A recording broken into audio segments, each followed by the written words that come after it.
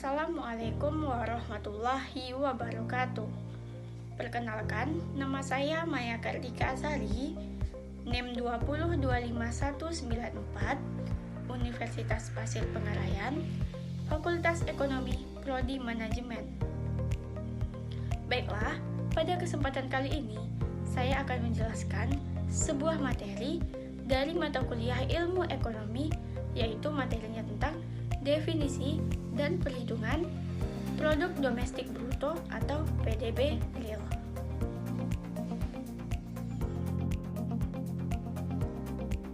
PDB merupakan jumlah nilai tambah yang dihasilkan oleh seluruh unit usaha dalam suatu negara tertentu, atau merupakan jumlah nilai barang dan jasa akhir yang dihasilkan oleh seluruh unit ekonomi.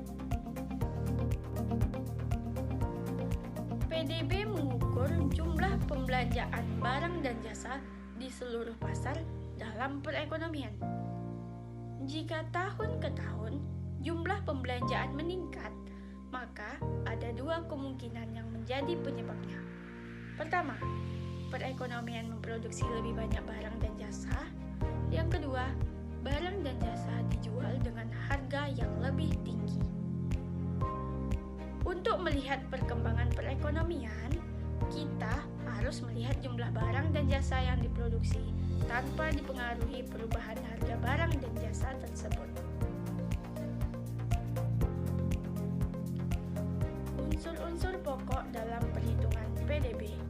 Yang pertama, output atau nilai produksi. Output adalah nilai barang atau yang dihasilkan dalam suatu periode tertentu, biasanya 1 tahun.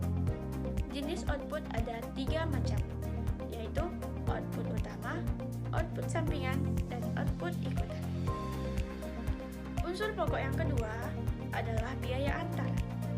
Biaya antar adalah barang-barang dan jasa tidak tahan lama yang digunakan atau habis dalam proses produksi. Yang ketiga, nilai tambah. Nilai tambah terbagi dua, yaitu nilai tambah bruto atau NTB dan nilai tambah neto atau NTT.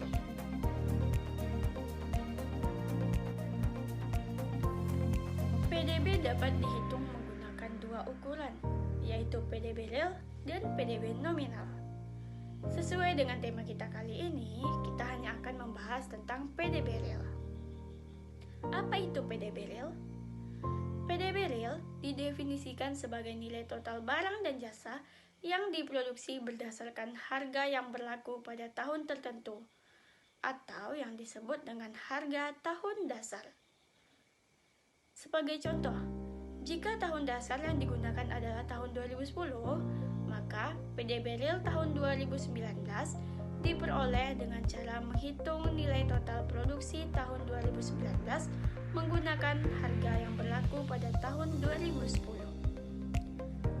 Karena harga yang digunakan untuk menghitung PDB real mengikuti harga tahun dasar, maka PDB real menunjukkan perubahan jumlah barang yang diproduksi setiap tahunnya. Dengan demikian, pertumbuhan ekonomi diukur dari presentasi perubahan PDB real dari satu periode ke periode lainnya. Kita akan mencoba untuk menghitung PDB real setiap tahunnya.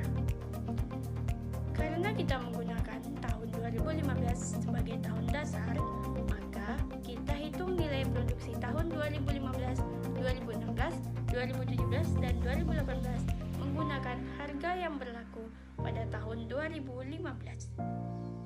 Untuk komoditi ayam, harga yang berlaku pada tahun 2015 adalah 25.000, sedangkan beras 10.000. Dapat kita lihat bahwa PDB real tahun 2017 tidak mengalami perubahan dibanding tahun 2016. Karena ayam dan beras yang diproduksi tahun 2017 jumlahnya sama dengan tahun 2016. Pertumbuhan ekonomi setiap tahunnya dapat kita hitung dari persentase perubahan PDB real setiap tahunnya. Dengan demikian, pertumbuhan ekonomi tahun 2015 15%, tahun 2017 0%, dan tahun 2018 3,4%.